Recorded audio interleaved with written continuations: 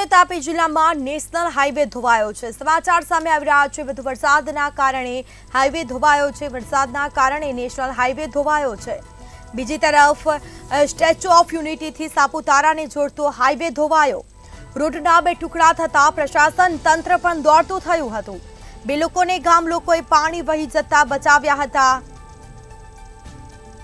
બીજી તરફ રોડ નીચેથી માટી ધોવાતા અનેક ગામ સંપર્ક વિહોણા થયા છે। અવિરત વરસાદથી અનેક ગામો પાણીમાં ગરકાવ થયા છે। તો અનેક ગામો પાણીમાં ગરકાવ થયા છે।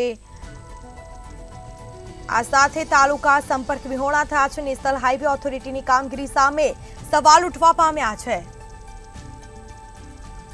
વરસાદ પડતા નેશનલ હાઈવે ધોવાયો હતો। રોડ નીચેની માટી ધોવાતા અનેક ગામ સંપર્ક વિહોણા થયા।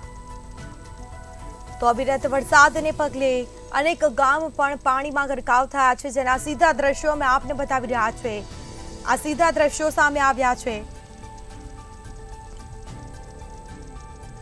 તો સ્ટેચ્યુ ઓફ યુનિટીથી સાપુતારાને જોડતો હાઈવે ધોવાયો હતો। વરસાદના કારણે નેશનલ હાઈવે ધોવાયો।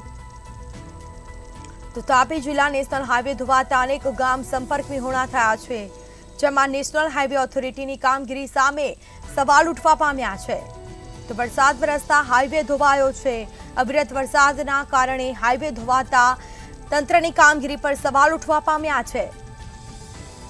બીજી તરફ સ્ટેચ્યુ ઓફ યુનિટીની સાપુતારાથી જોડતો હાઈવે પણ ધોવાયો, જેને લઈને અનેક ગામ સંપર્ક વિહોણા થયા છે।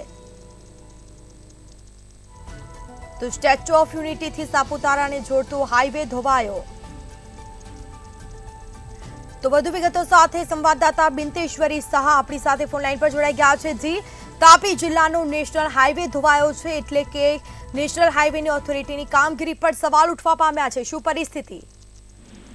સ્મિતાજી, ચોક્કસથી જણાવી દઉં આપને કે વહેલી સવારે ની આ ઘટના બની છે કે જ્યારે પાછલા 18 કલાકથી સોનગઢ તાલુકા અને તાપી જિલ્લામાં અવિરત વરસાદ પડી રહ્યો છે, જેના કારણે પાણીનો પ્રવાહ ખૂબ જ વધ્યો હતો।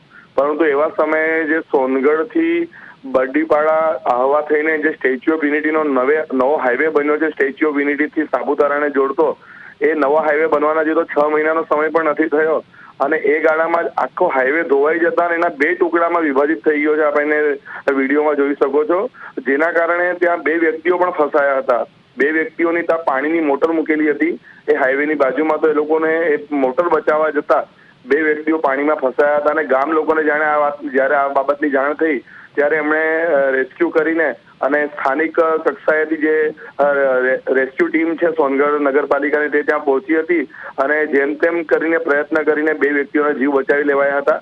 પરંતુ ક્યાંક ને ક્યાંક સ્થાનિકોમાં આ વાતને લઈને ખૂબ જ નારાજગી જોવા મળી રહી છે કે હજુ હાઈવે બનવાને 6 મહિના પણ નથી થયા અને ધોવાઈ ગયો છે, તો આ સંપૂર્ણ જે હાઈવે છે એની કામગીરી જે કરનાર એજન્સી છે, એજન્સીના કામ સામે સવાલો ઉભા થઈ રહ્યા છે કે જ્યારે સ્ટેચ્યુ ઓફ યુનિટીથી લઈને સાપુતારા સુધીનો જે આ માર્ગ એટલો કરોડો રૂપિયાના ખર્ચે નરેન્દ્ર મોદીજીએ આ કામનું જે ખાતમુહૂર્ત કર્યું હતું, ખૂબ મોટું અહીંયા સંમેલન કરીને સોનગઢ તાલુકામાં, ત્યારે એ કામગીરી કરનાર એજન્સીની કામગીરી સામે સવાલો ઉભા થઈ રહ્યા છે।